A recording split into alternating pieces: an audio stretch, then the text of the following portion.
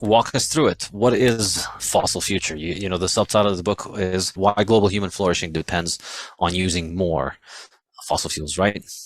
Yeah, and people can see it here. It's very thick.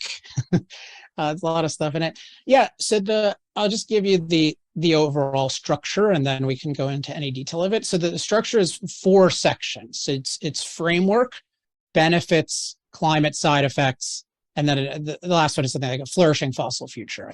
I've had many titles for the end of it, so I always forget which one I settled on. But the first 3 are the most important: framework, benefits, climate side effects. And the idea of the framework is that the framework is a starting structure, just like in physical reality of a starting structure for buildings, and that influences everything about the building. This is true for your thinking as well. And the way I start out the book is I'm really writing to an audience that expects to disagree with me and that expects to write me off because they've heard that all of the experts in this field support 180-degree opposite conclusion, that we should rapidly eliminate fossil fuels. And I'm saying like that, you should take that seriously. Like if you hear all the experts think something, you don't just totally dismiss that. It's not irrelevant. If you hear all the plumbers think something, that's not irrelevant. But then on the other hand, you know that sometimes what you're told the experts think can be wrong, in large part because it often doesn't at all reflect what the actual researchers think. And there's a lot of detail here we could go into.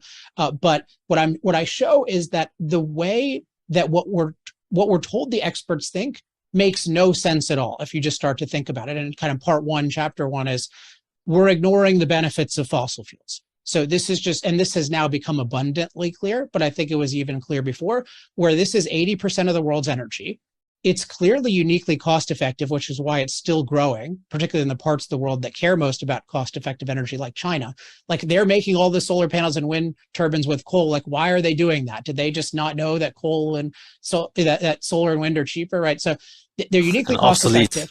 Yeah, right. As we hear from certain members of the Bitcoin community who like to tweet at us. So it's like uniquely cost effective. Cost-effective energy is essential to human flourishing. So having energy that we can afford, that scales globally, that's reliable, that can power every type of machine, that makes us able to use machines to be productive and prosperous. And so without that, we live primitive, brutish, short lives. And then we have 3/4 of the world totally lacks the level of cost-effective energy that we say in the United States enjoy. And, for example, 3 billion people use less electricity individually than one of our refrigerators. So if you just see, there are huge benefits to fossil fuels that nobody's talking about. And I show it's not just random idiots who aren't talking about it. It's the whole, what I call knowledge system, the set of institutions, including what I call our designated experts, who are supposed to represent the best expert opinion. They're just ignoring the benefits. And one point I make is they ignore the agricultural benefits of fossil fuels, even though fossil fueled machines are crucial for amplifying our ability for all kinds of agriculture.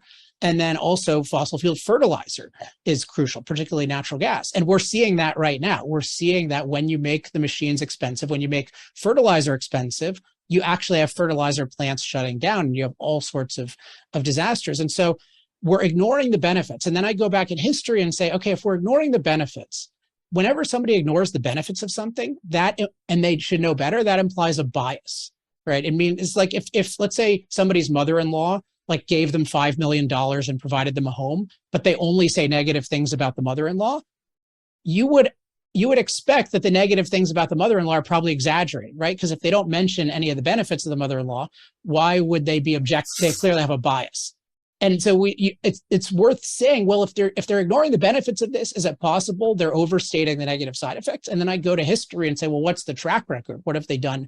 Because it's hard to evaluate the science of the present, but what have they done in the past? And then you can see, well, there are at least 4 instances where our supposed experts have told us that fossil fuels were going to cause an imminent catastrophe and didn't. They were supposed to cause a resource depletion catastrophe. Resources actually increased. A pollution catastrophe. Our environment generally became cleaner. A global cooling catastrophe and global warming catastrophe. And in both cases, we became far safer from climate in terms of the people who die from it. So what we see is there's a history of catastrophizing the side effects. And a big part of this is ignoring the relevant science That's one thing, like, or rather totally overstating any relevant science. But then the other is ignoring the benefits of fossil fuels for dealing with these things. For example, fossil fuels help us produce more resources, including find more fossil fuels. Or as I like to point out, they help us neutralize climate danger.